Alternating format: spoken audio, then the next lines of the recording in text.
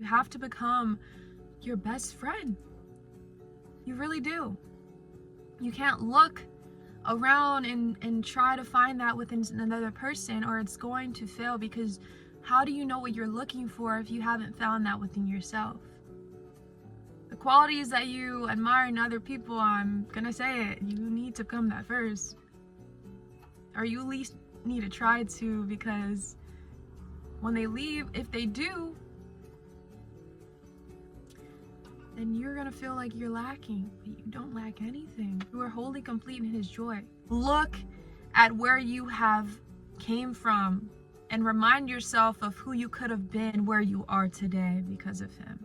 Lot's wife, she did that upon herself. No matter if she was already salt of the earth, she turned into just that, and she was not able to move forward, consecrate you into a pillar of salt. So the thing is that when she looked back in her past, when they were called to move and trust that God had better for her and her family, and she held on in her heart of what she thought was better, turned into a pillar of salt, able to see that she was already enough in Christ, and she didn't fully trust in his promise and his word that is truth, that is of substance. His word is healing. His word is gonna be here regardless if heaven and earth disappear. That's how strong it is.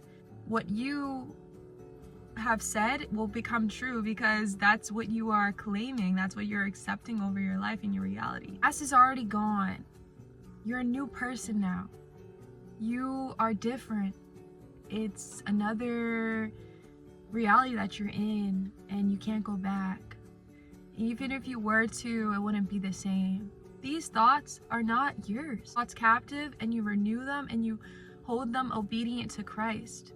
Awareness to recognize duality that happened, enrichment of the mind. You have to be programming my mind to help me thrive in my life, to actually give me the ability to stop those thoughts that aren't mine. I want to become more confident, more generous, more patient, have more self-control and discipline. These are all attributes that are from the fruit of being filled in Christ, being whole.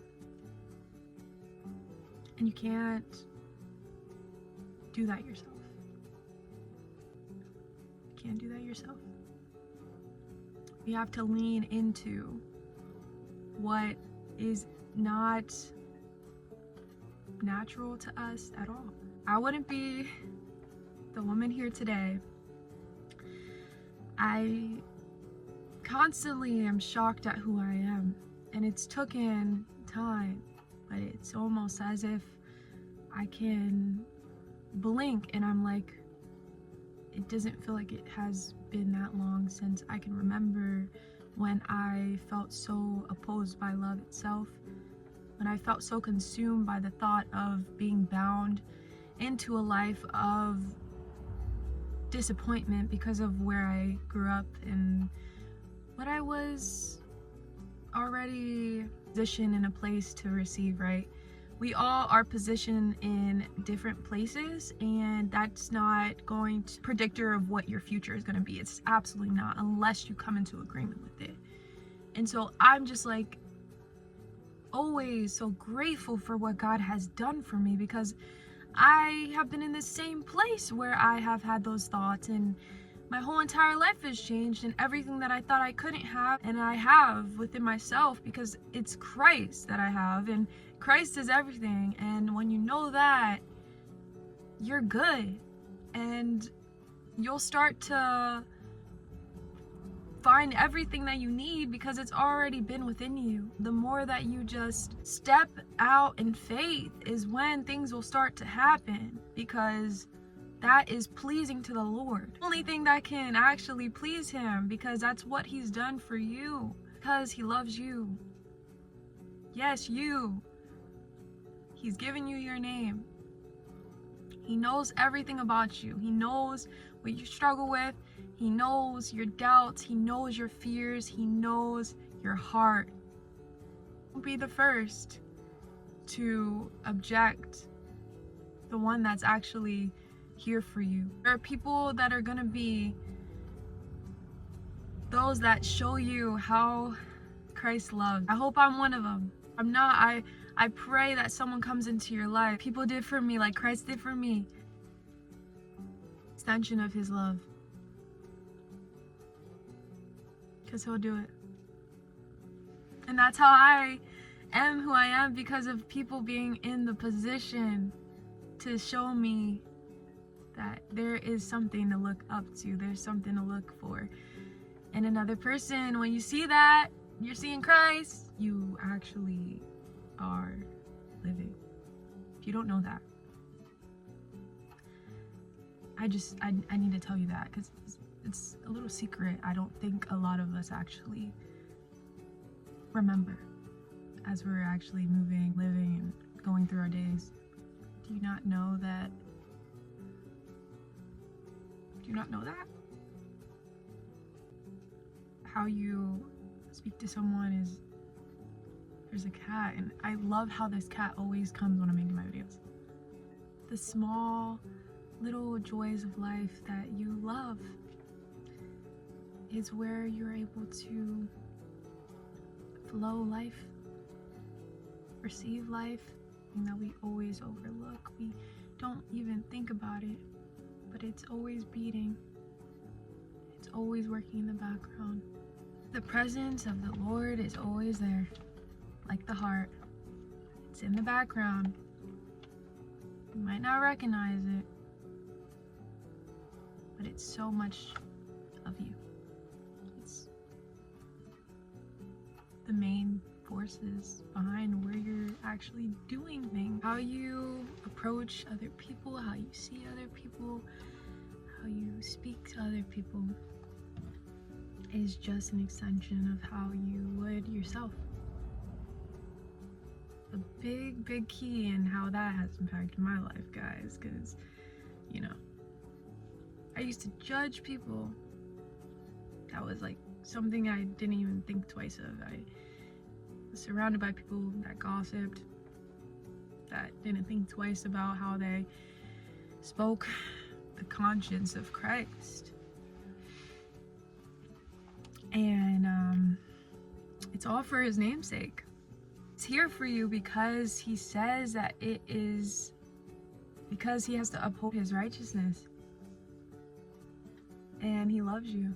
Oh my gosh, there's a bluebird, guys. Oh my gosh, it's right there. God, there's two. No way. I love bluebirds, guys. But there's so many different wonders surrounding you all the time. I want you to know that the more that you find the wonder within yourself is the more that you're gonna see it. So that's the truth, okay? And it's so cool. I love who I am. I love who I am because I know Christ is already, he's shown me so much of myself, and I am just grateful to actually be and to show people that, like, I am and I am, and that's what it is. Like Christ said, tell them that I am who I am. If that isn't a bar, then I don't know what. That's all you gotta do in life, actually. You don't approve of me? Sucks for you, because I'm gonna be who I am. You like me? You like my authentic? Okay. Well, I'm gonna keep being me regardless. That's great. Love this connection. You cannot be tossed about because you're thinking of how other people are gonna accept you or what, you know? He that is in you is greater than the one that's in the world. Sometimes is that because little voices are in our thoughts and they just separate us more and more and more. But I want to just speak life over you and remind that part of yourself that has become disconnected that it can come forth. All you need is to just kind of embrace that. Let it be. Allow yourself to fail. Allow yourself to mess up. That's where the most success comes, stepping into situations where you will. It's about how you talk to yourself when you do that.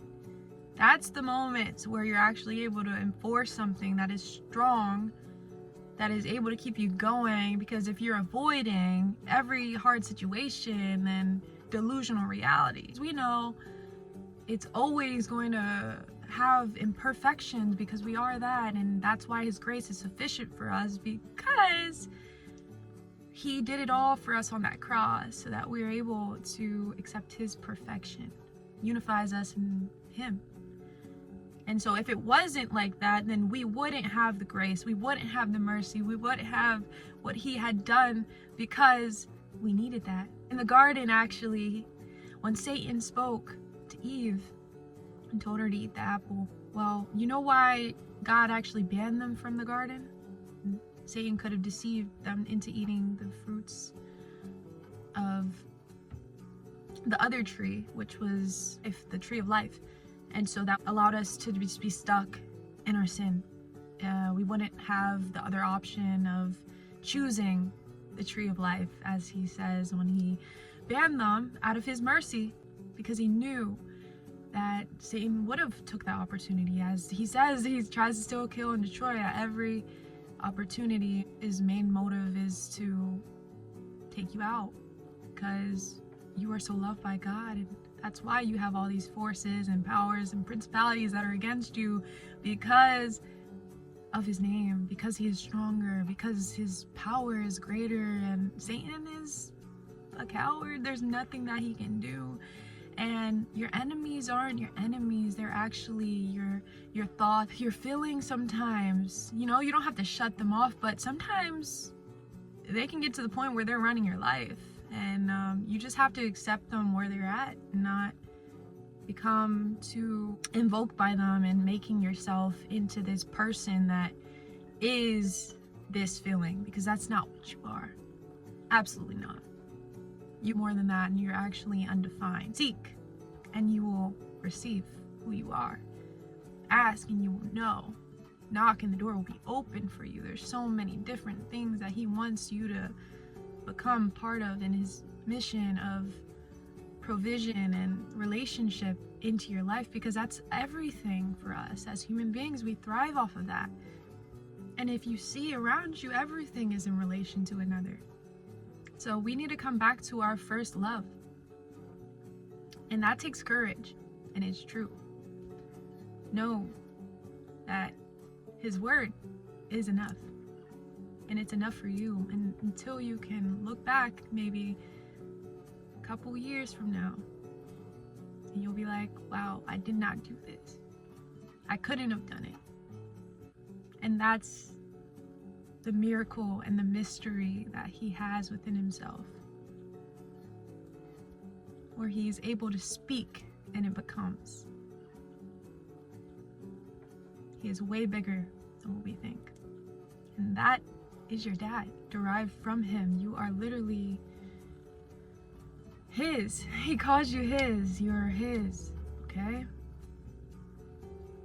Accept that. Alright, guys. I love you, and until next time, other than that, stay safe and take care of yourselves. Bye.